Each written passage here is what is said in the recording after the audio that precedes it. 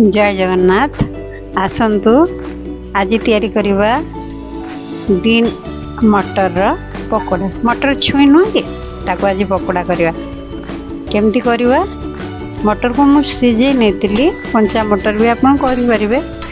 सीझे नहीं सारा पर बेसन मैदा कॉर्नफ्लोर आउ टिके थिला तादेरे ब्रेड कॉर्न नहीं थी आउ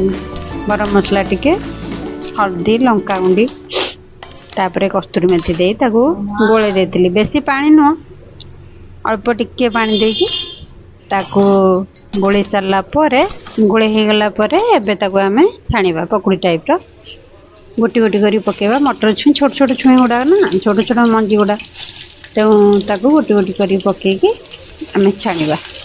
जमती पकुड़ी छाणती नॉर्मल से टाइप रो ही छाणीबा एबे देखंतु नाली आसला ना एबे आमे ताको टिके एपट सेपट करवा देखिया पछपटा कंचा रही जाए तो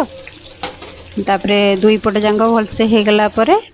एबे ताको काढ़ीदबा खाइबे निश्चित भाव अलग टे टेस्ट लगे निश्चित भाव भल लगे।